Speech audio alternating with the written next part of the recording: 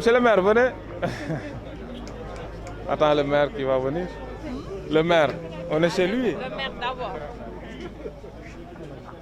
Je vous remercie. Nous sommes ce matin à Diourbel, après Mbour et Bambey. Mon collègue et ami Yankoba Diatara, ministre en charge des télécommunications, qui nous accueille dans ce magnifique bâtiment des Espaces Sénégal Service pour procéder officiellement au lancement du pôle emploi entrepreneuriat de Diourbel.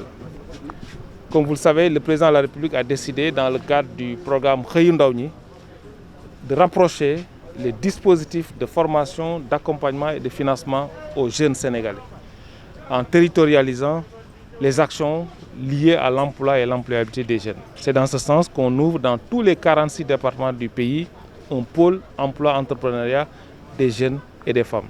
Et ce matin, on est venu ici à Diourbel constater et lancer effectivement le démarrage des activités du pôle emploi-entrepreneuriat.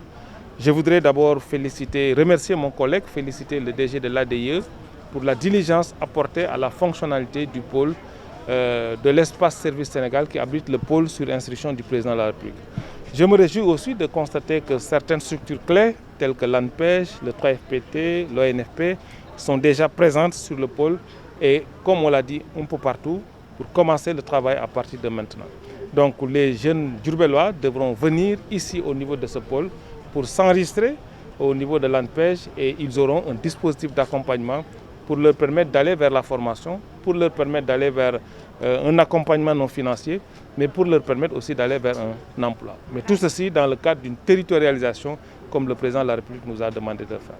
Je pense que les pôles devront travailler sur la spécificité de chaque département, j'allais dire. Parce que les emplois que nous allons donner, au-delà des emplois spéciaux que le président de la République a décidé d'octroyer à 65 000 jeunes Sénégalais, et chaque département a un quota. Et le département de Diourbel aura un peu plus de 1000 jeunes qui vont être recrutés très prochainement pour occuper ces emplois. Ce chiffre 1000 n'est pas sorti de manière ex nihilo. Ce chiffre 1000 est sorti sur la base d'un arbitrage en fonction du poids démographique de chaque département, en fonction de la population active de chaque département. Donc Diourbel aura un peu plus de 1000 emplois à créer dans le cadre de ce programme d'urgence. Mais Diourbel aussi aura une enveloppe financière à travers l'ADER de 1,6 milliard de francs CFA destinés aux jeunes qui auront des projets. Et ces projets, les jeunes devront les faire dans le cadre de l'entrepreneuriat.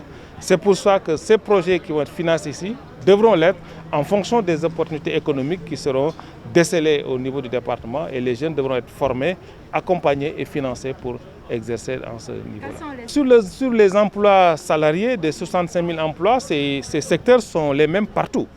On va avoir des stagiaires qui seront recrutés à Diourbel. Le gouverneur avec les préfets, dès la semaine prochaine, vont procéder au processus de recrutement des jeunes.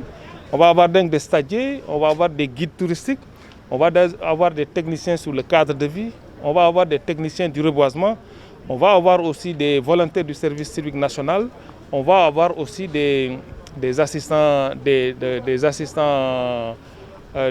dans le domaine de la santé. Donc tous ces métiers sont communs à tous les départements du Sénégal. Maintenant, dans le cadre de l'entrepreneuriat, dépendamment des opportunités économiques de chaque département, le pôle va encadrer les jeunes, les former et les financer. Le guichet unique, le président de la République a décidé que ça soit un véritable guichet unique. Les structures qui sont là ne vont pas travailler en vase clos. Ils vont travailler dans le cadre d'un seul et même écosystème et partager les informations, donner les informations. C'était une revendication, j'allais dire une demande des jeunes lors du conseil présidentiel pour dire qu'ils ont dit au président de la République que beaucoup de dispositifs ont été créés, mais ils sont relativement loin et le président de la République a demandé de les rapprocher des jeunes. C'est ce qui fait qu'aujourd'hui, ce n'est pas une juxtaposition de structures, mais c'est un guichet unique, comme on l'appelle, où les structures qui sont là-dedans, ou celles qui ne sont pas présentes physiquement, devront travailler en toute complémentarité. Le président de la République a décidé que le programme soit ouvert aux jeunes de 18, j'allais même dire de 15 à 40 ans. Donc tous les jeunes qui sont dans cette fourchette d'âge devront pouvoir venir s'inscrire. L'inscription, elle est individuelle et personnelle. Le président de la République l'a dit, il n'y a pas de passe-droit, il n'y a pas de quota ou de liste. C'est une inscription individuelle. Tout jeune qui décide, qui veut bénéficier des services de pôle devra venir s'inscrire et il aura un numéro d'identification unique. Cela nous empêchera non seulement d'avoir des doublons dans les financements, dans les formations, donc les jeunes devront se déplacer, et le comité de validation des demandes de formation, des demandes de financement, ce comité est présidé par le préfet, avec et les jeunes et les élus du département.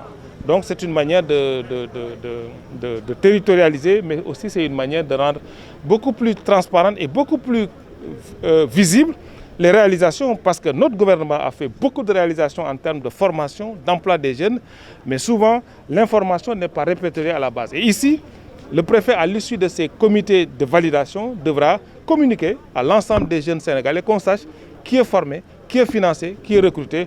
Comme ça, il n'y aura pas la même chose. Ce n'est pas la même chose. Les pôles les SICOM sont nés avant les pôles. Ce n'est pas la même chose. Ici, toutes les activités, j'ai dit d'ailleurs au préfet, que toutes les structures qui sont dans le département et qui sont dans l'accompagnement, l'emploi, la formation des jeunes, même si elles ne sont pas citées nommément dans le décret qui organise les pôles, elles devront être, ces structures, invitées pour une synergie d'action. C'est pour ça que tout cela tourne autour du préfet.